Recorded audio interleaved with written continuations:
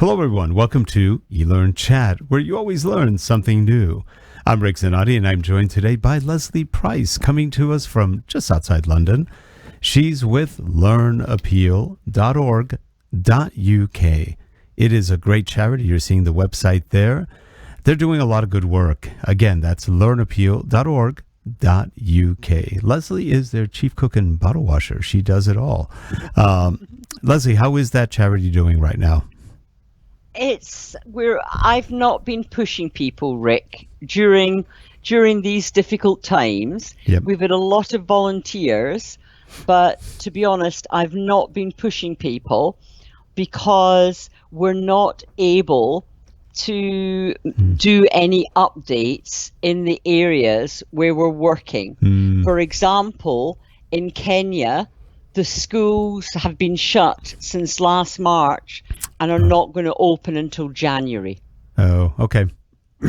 Yep. It's we think we're having it hard in the UK and the USA, but my goodness, Africa's living being in wiped Africa, out. They're being dreadful. wiped out. They're not even talking about how many people have died in Africa from starvation and other issues since this. Yeah, it's a shame. Yeah. Anyway, well, on a brighter note, we'll get there. Oh, we'll get there. We'll get there. In studio, we've got the Harold. It's Harold Muliati. He is our video producer. And today we've got a special guest. His name, I love his name. This is the name out of a detective in a great series. It's Detective Robert Craigo. I like that name. That's a great name. Anyways, a great guy. He has a ton of experience in the food industry, in enterprise food training. He has run training for some large companies, including Jack in the Box, TGIF, thank God it's Friday, as well as more local regional chains. Interesting outlook on training and everything else. He'll be talking about learning in the future in our COVID insane world. Should be a real good show. Here we go.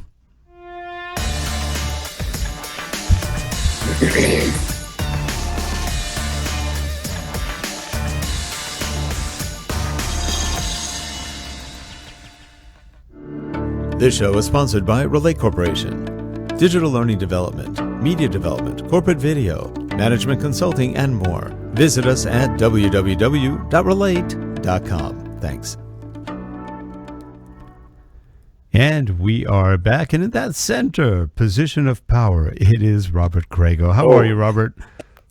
I'm great, thanks, Rick. And hello, Leslie. How are you? Yeah, I'm very good, and it's lovely. It's lovely to meet you, and it's fascinating that, particularly to me, that you're doing work in the food industry, because when I very first started introducing e-learning, a lot of the students that I first introduced it to were young people who were in community college studying, studying within that industry.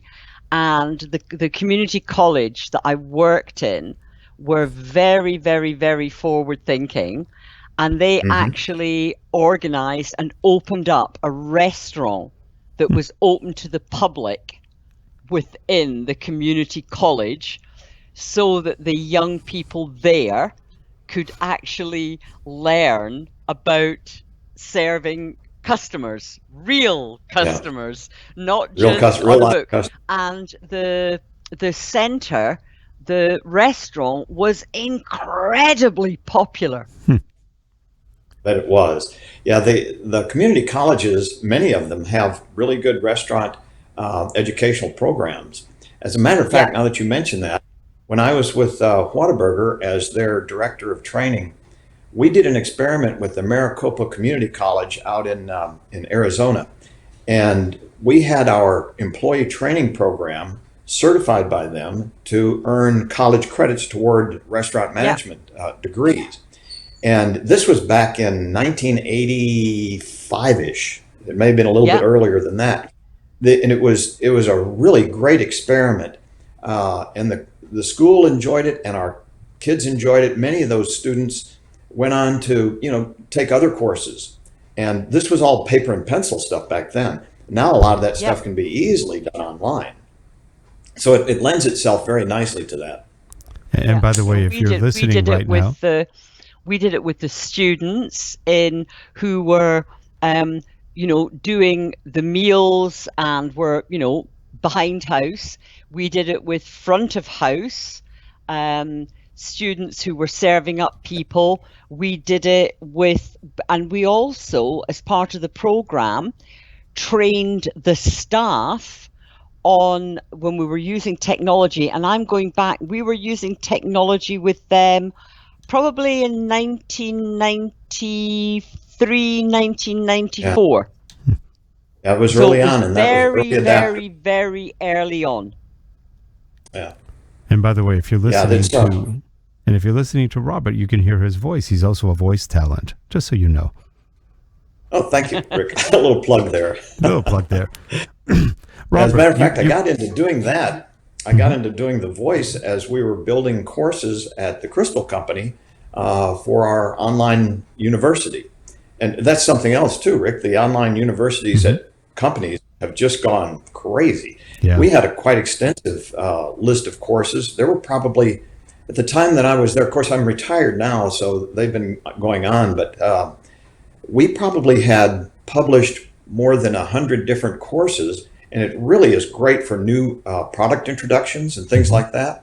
Saves managers an enormous amount of time. Incidentally, I just wanted to mention that one of the courses that we got the biggest bang for the buck out of turned out to be our orientation program for employees.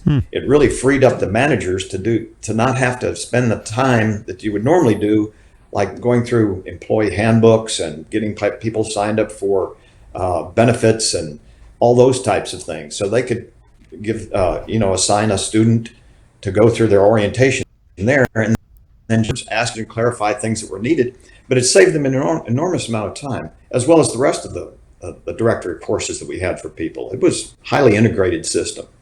Now, Robert, when you're in the food industry, places like, let's say, a Jack in the Box or a TGIF, and pretty much any restaurant chain, I remember reading years ago a little bit about McDonald's and other companies that do fast food and just a lot of food. And they said it's really all about systems, getting the systems in place that can be reproduced in learning by a large amount of people who have no backgrounds in this. You just get kids out of school or kids in school, and you start training them. And so the systems have to be in place. So when you were doing the training and teaching people, how much of that played a role in what you were doing? Well, it was huge. Without those systems, we had a full training system, an administrative system, a maintenance system, a safety system. There were like 8 or 9 different systems. And we built all of our content around those systems, of course. And the operating manual that all restaurants have, unless they're brand new starting out, then it'll take them a while to get that put together. But anything that's a franchise operation now will have an operating manual. And that's one of your main source documents.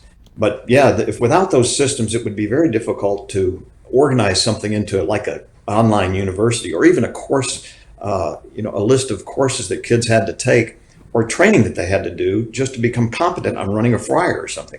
It's interesting, Rick, that the restaurant industry, especially fast food or quick service, probably doesn't have a lot of prestige, because I've read a lot of things about that. People will say, well, what do you do for a living? Well, I might be a restaurant manager. Well, they have to remember that is a thriving enterprise. Those things are generating several $1 million a year. And those managers have to know inventory, they have to know accounting, they have to know cost controls, they have to know labor, they have to know employee relations, which is huge, by the way. So all of those things, it's a regular business. They're responsible for a $2, $3, or $4 million business, and that's from the smaller ones. Some of the stores out there are very, very high volume and pump out a lot of cash, and it's that way I think it's that way around the world with those things.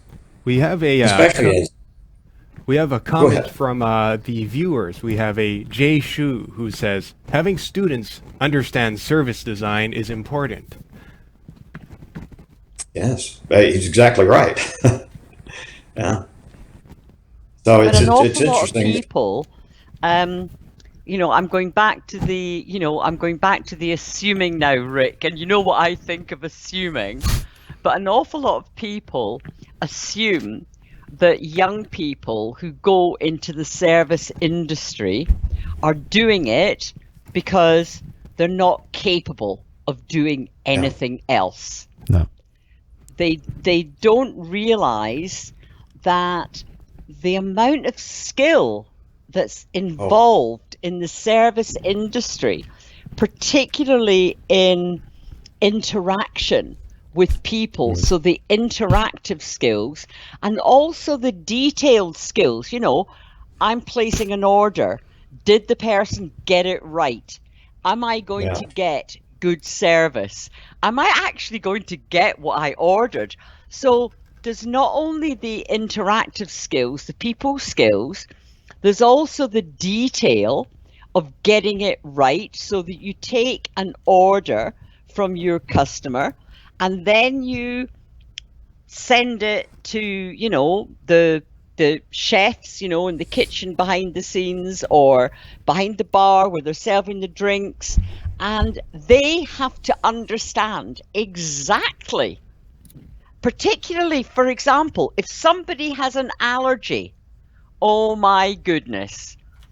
If people don't get that right, gosh. Yeah. And you're exactly right, Leslie. There's the systems that are involved in running a successful restaurant are extensive.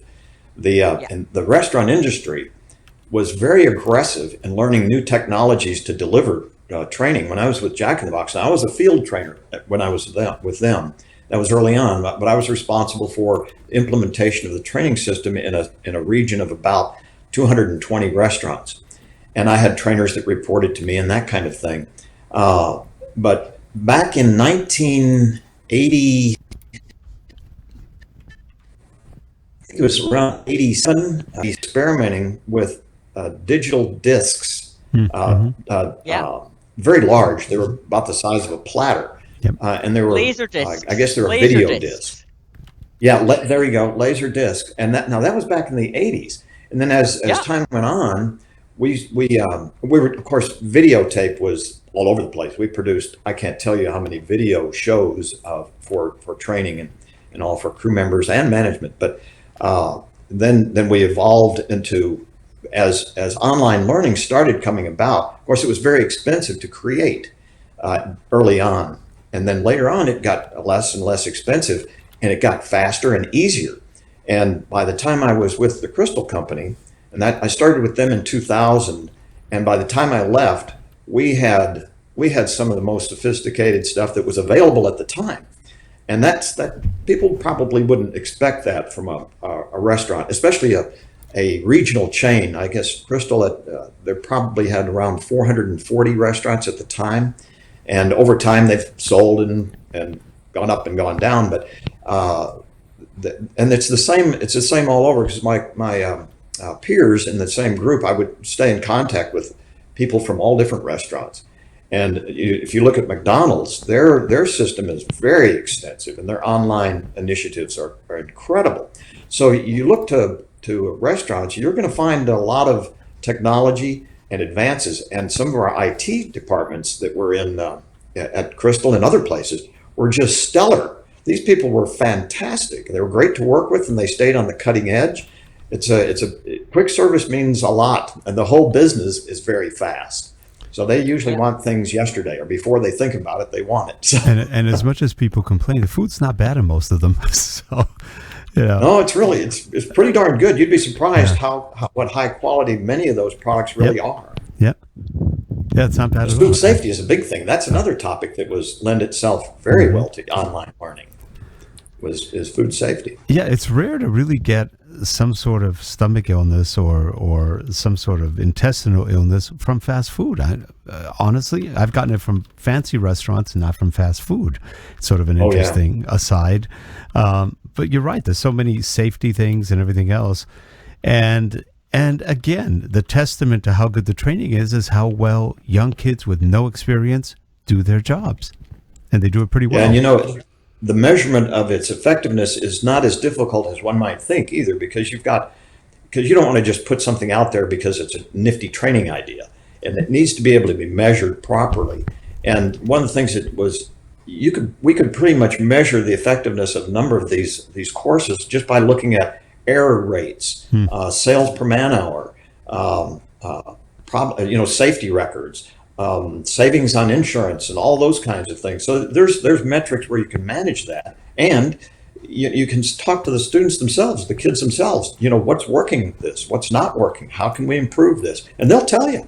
Well, and that's what you have to do. I'll give you an example. We had an instructional designer years ago, probably about 7-8 years ago, who started out in high school working at McDonald's. She then became a manager. As she went through school, she became a manager at McDonald's. She got a degree.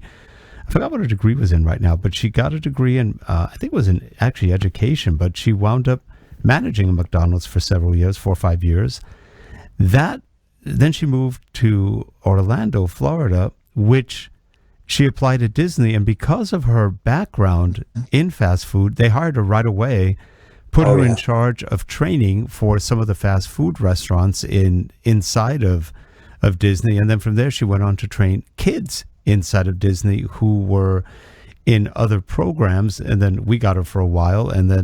But it's an interesting background because, like she said, if it weren't for McDonald's, she wouldn't have learned the managerial skills necessary to work with so many different people. Yeah. Well, McDonald's is kind of the gold standard when you look at corporate universities and those kinds of things. They have a very sophisticated operation. So hats off to them for that. And they've helped all of us because it's kind of raised the bar. So that's a good thing. Oh, we have another comment from Jay Shu. I think this was for one of the slightly earlier points, but he had said, right, understanding the ecosystem they are a part of and the needs of stakeholders and users. Oh boy, that's that's exactly right. Another industry that is probably on a prestige scale is pretty low, but you look at convenience stores. Operating one of those things, now they have restaurant operations inside some of these newer ones. Those people have to know a lot about ecosystems for sure, because you've got gasoline that you're dealing with. And those managers have to know all sorts of safety issues with regard to that. And you may not even think about it, but money laundering is a huge issue with convenience stores. International money laundering and stuff, because they can send, electronic transfers and stuff from a convenience store. And so those managers have to know all about that. And the inventory in some of those places is just enormous, as it is in many restaurants. So and they get robbed, and to boot they get robbed a lot, which means they've got to be aware of situational awareness of what's going on, what kind of clients are walking in, and be ready. There's a lot of that. Community college where I worked, as well as having a restaurant, kitchen, all that kind of area, also had hair and beauty.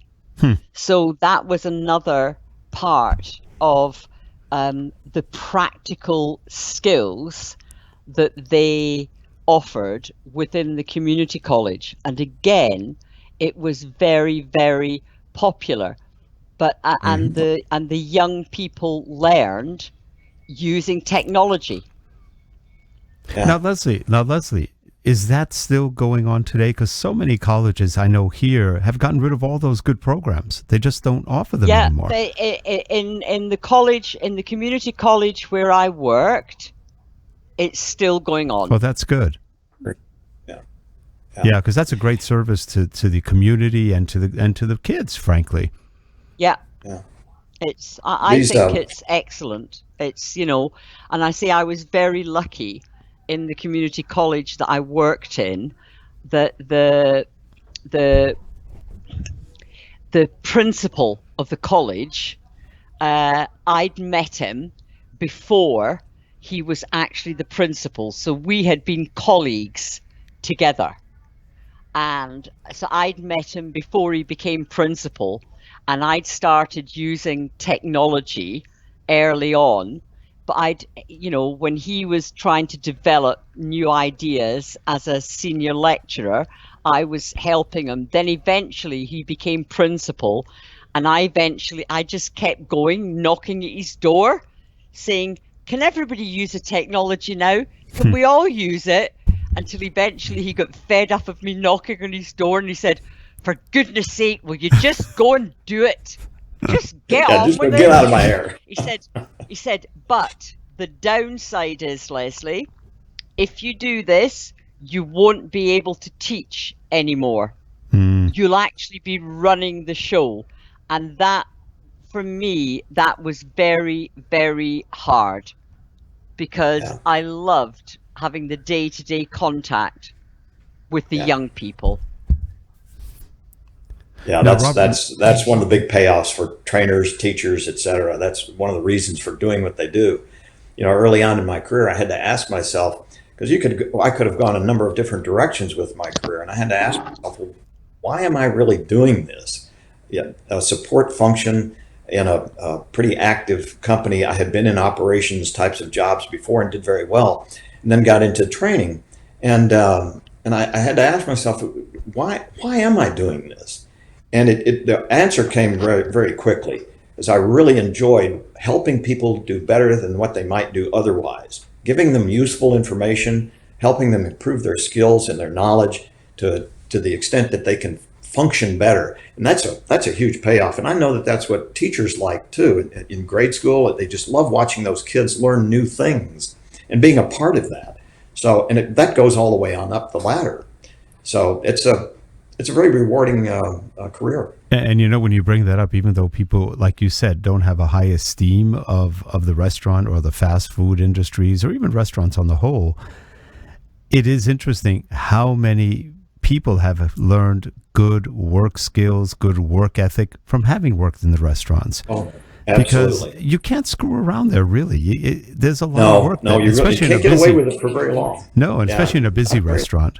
Now, you wanted to talk a little bit today about the future of learning, of where it's kind of going. You've been doing some research on that.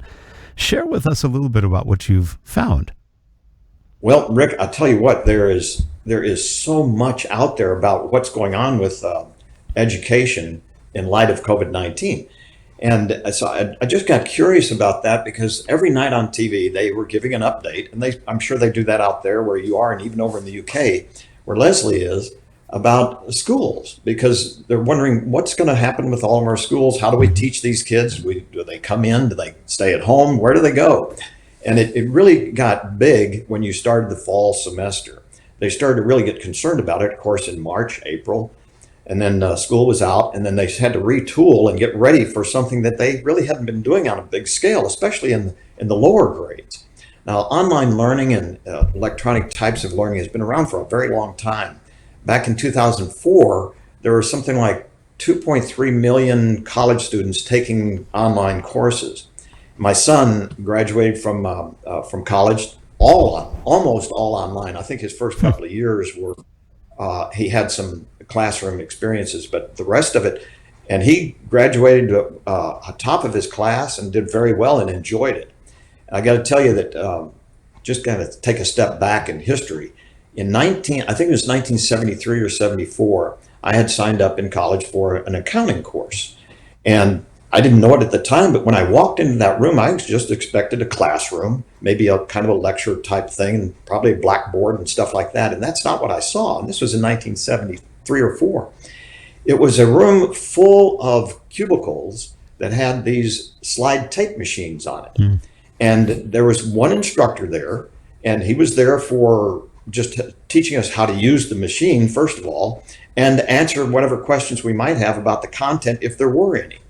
And as I got into that class, you just simply did it at your own self-pace. It was self-paced learning, and it was absolutely fantastic. I learned more in that accounting class, I think, than I did in any other math class I ever took, because it was so easy to go forward or backward, move at my own pace. You could finish as many classes or lessons as you wanted to in the time that you had.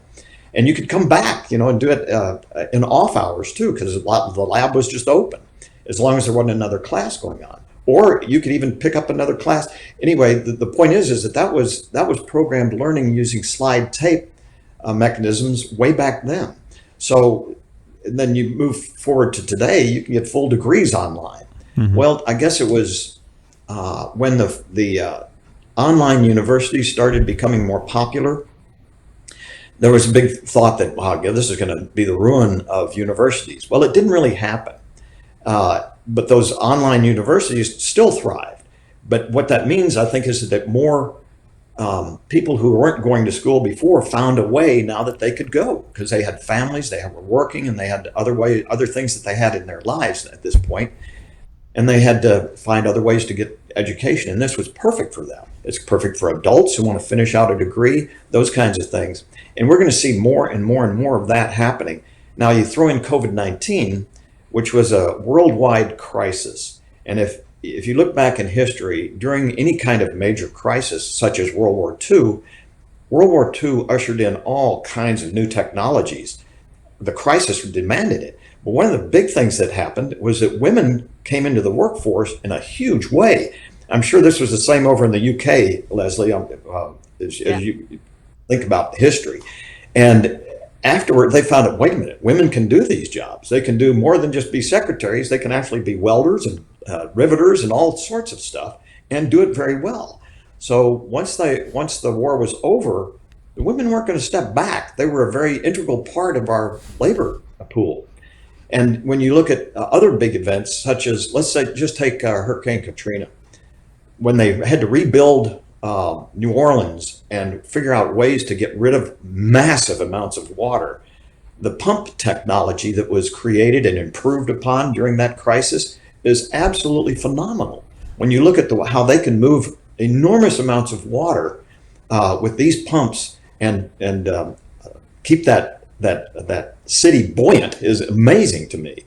So now you look at COVID-19. Yeah, I can appreciate what you're saying, okay? And I think you're right.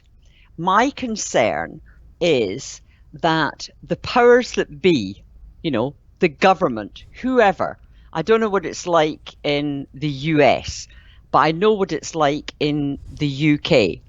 And if you're looking at schools, and not so much community colleges and universities, but certainly in schools, most teachers have no idea about how to use the technology. Well, they don't have the skills to deliver online.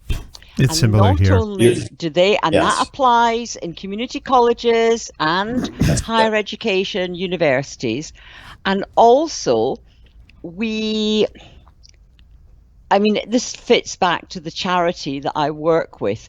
We make the assumption, those of us, we're here tonight, you're there this morning, I'm in the UK this evening, and we're using technology to communicate halfway across the world.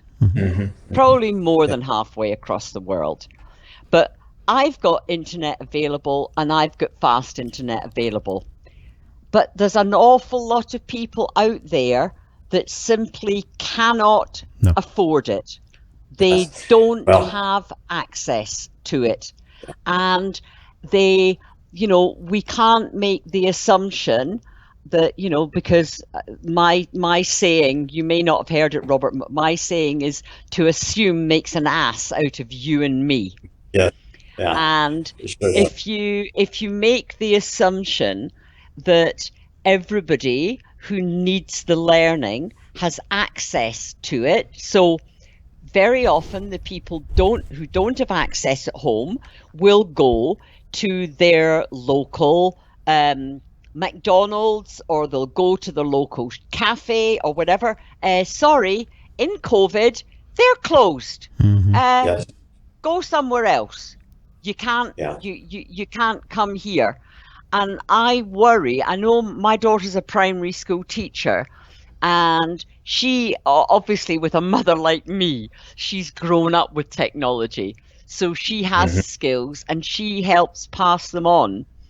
But I also know that she says an awful lot of people, an awful lot of teachers, trainers, don't have the skills, and Yeah. an awful lot of young people simply don't have the access. They've got, what we would call, what you call burner phones, we call pay-as-you-go phones. And you can't access all the learning on these without it costing you a huge amount of money. Yeah. And you're absolutely right. The research that I was doing, and you don't have to dig very far to find some of this stuff, that is one of the drawbacks of it. However, I will tell you that that's also one of the benefits, because it really magnifies the enormity of that particular problem. And this article that I was reading from Harvard Business Review was talking about that. Not only the teachers need to get up to speed, the developers need to get up to speed even faster. The technology has to catch up everywhere. One of the things that they did here around the Austin market in Texas was that was such a huge problem. Some of the kids didn't have access to the internet, or they didn't have the latest stuff, that the connections weren't good. They wound up outfitting several buses with mobile Wi-Fi islands, and they would drive these over into these neighborhoods where the kids could connect, and they would help them get connected. They brought in various charities, have purchased laptops and other technology for these people. That to me is one of the greatest advantages. This wouldn't have happened if we had not had COVID-19. And I think that's a huge advantage of this. So we're going to see more and more of that happening. And I think it's going to start to level the playing field, because believe me, after this, COVID goes away, we will not go back to learning as usual in schools. It's just, I don't think it's going to happen. Because there are a lot of advantages, and of course there's disadvantages too. But one of the things that's kind of humorous that we found out is how young people like to multitask while they're doing something like online learning. They'll be playing with their phones and emailing and texting and doing whatever. So that is a problem. But I think that also, if all you're exposed to is online learning and chats and things like that, and you never get out and socialize with other people, you can be very depressed. So, but after over, I think a lot of that's going to go away, because you have a choice now whether to do a course online or not. And that, just having that choice is like opening the door to the jail. You can either stay in there or you can come out. So you've got options, a lot of options, and there's going to be hybrid options that we've never even thought of before. The technology is going to improve. They're already improving it vastly. Some of the connectivity issues that they had enormous problems with at first, kids would lose weeks because they couldn't get back online, or couldn't get online in the first place. And when they did, the connections were so poor that they couldn't hear the teacher, or the teacher couldn't hear them. Those things are slowly starting to be improved, and I think it's going to just pick up steam. And that to me is a huge advantage of what happened with COVID-19. Unfortunately, not in the UK. Ooh, that's not good. No, I used to advise government back in 10 years ago, and I was with the agency that advised government, and I was involved with all kinds of programs for home access learning, for teaching the not just the students, but the teachers, the lecturers, everybody. And the big boys didn't like it, so they persuaded the government to close every single program was closed down. Every single one. Yeah. And now they want to open them. They want to start thinking about it again. But it's like 10 years later, they're back to square one. It's playing catch up. And that is a shame. In a more capitalistic society, we've got companies, jumping through hoops to be the first one on the block to offer something a solution.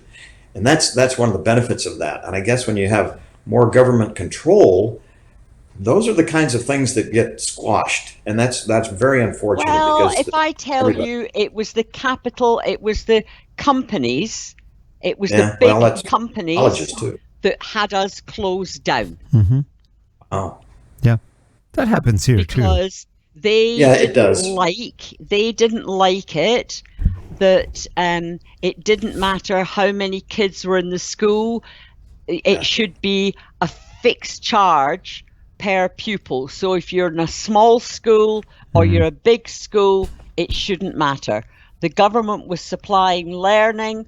The big companies, I won't mention their names, but one begins with M.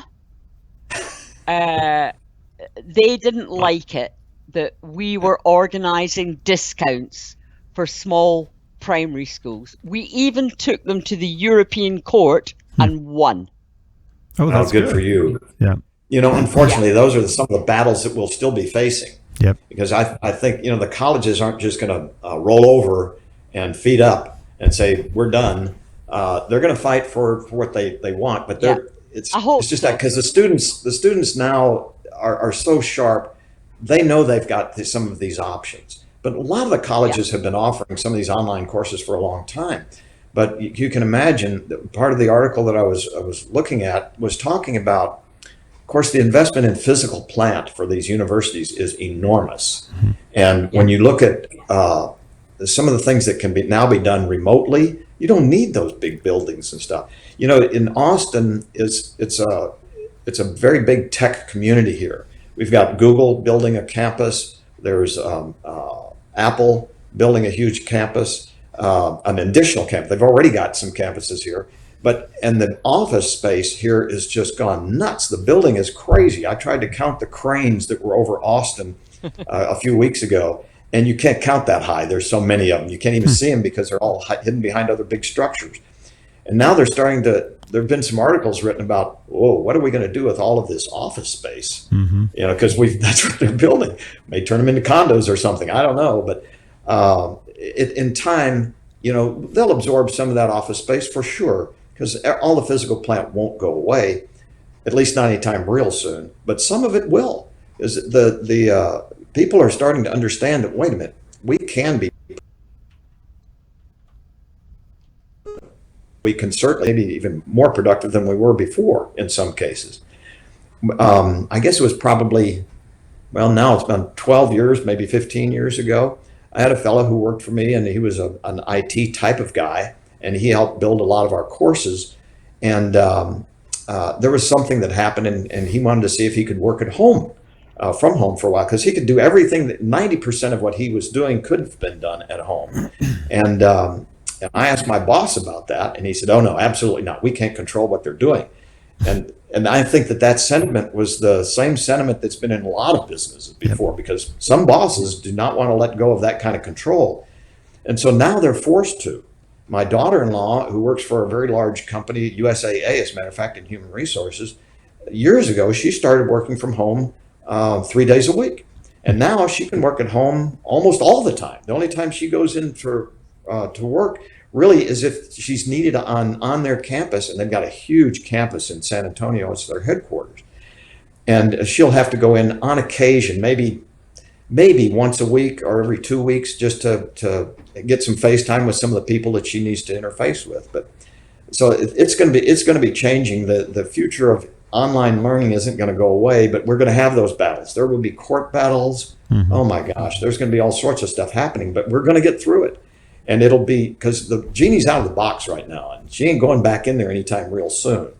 And the technology is getting so much better, but again, you have to have more bandwidth. And you have to have more sophisticated tools. And you really can't replace completely the value of face-to-face communication and exchange with students and teachers wherever the course may be. But they're also finding that those classrooms don't have to be in four walls. They can be out in the field somewhere, especially if you're in some of the sciences. They'll have laboratory facilities in other areas that will be specifically dedicated to just what they're doing. And they can do this almost anywhere. Let's say you're in archaeology or in geology. where's their best classroom? I'd had a geology class in college, one of my first year, second year, and it was fantastic. But now that I look back on that whole thing could have been taught almost completely online or out in the field, going to look at rocks and stuff, because that's what we did. We looked at rocks and identified them and all that sort of stuff. So there's so many topics now. If you go online and look at some of these online universities, the topics are all over the place. Well, look at LinkedIn. How many courses are on LinkedIn, Rick? Mm-hmm. Thousands. 16,000, I think I read. But the people who are learning do need reasonably priced bandwidth. Oh, yes. And bandwidth generally is, I've got a very, very, very good deal with my provider, because they know I work for an international charity. And so they give me a very good deal. Yeah. But even then, it's, I've got good speed, but nothing like I had where I used to live, because where I used to live, I had fiber to the premises. Oh, that's nice. Yeah, that's nice. Oh, yes. Because I just so happened to live back to back with the university, and the university I lived back to back with was one of the first universities to start using learning technologies. So that real quick, Rick, what you're talking about, Leslie, is really a problem and a concern in providing connectivity and fiber optics and those kinds of things in a fair manner to everyone. In the lower income areas, they're usually the last ones to get that kind of stuff, and their kids need this education just as much as anyone else, if not more. I beg your pardon? If not more. Oh, absolutely. Yes, I agree with you completely. And I think this is going to force that issue. It has around here, and that disparity has really been magnified. And I believe it'll be addressed. Hopefully it'll be addressed sooner than later. And with that note, Robert, we are at the end of our time. We actually ended a while ago, but we kept going. Robert, it's a great conversation. Sorry, I talked too much. No, this is fine. This is good. That's great. Robert, this is real quick. This just gives you an idea of just how broad this topic is. I think I got through 2 points that I wanted to make. Well, no, you're going to have to come back on for the next. Yep. Well, Leslie was talking about something that was really dear to my heart. And I thought also Vijay, is that his name, another one of your guests that you've had on before? Ajay? He talks about, Vijay. He talks about Ajay. Ajay, that's right. Ajay. Yeah, he talks about the developers and how they have to address their tasks, and the teachers, the instructors, and all. And that's a whole nother topic that is just wonderful. Yep. And we can probably help a lot of people just by talking about those kinds of things. Yep. So yes, that'd be fun to come back on. Yeah, we appreciate you coming on too. It was a fun conversation, and for all you people either in the chat room or watching live on LinkedIn, thank you. And if you're watching the show later on YouTube, or if you've been watching on Facebook, we appreciate you being here, and we will see you next week. We still have a couple more shows before end of year, and then we're on break for about 2-3 weeks, and then we come back. So have a good one, everyone. Thanks again, Robert. Leslie, till next week. We'll see you then. Bye-bye. Thanks. Thank you all. Bye-bye. Thanks, everyone. Bye.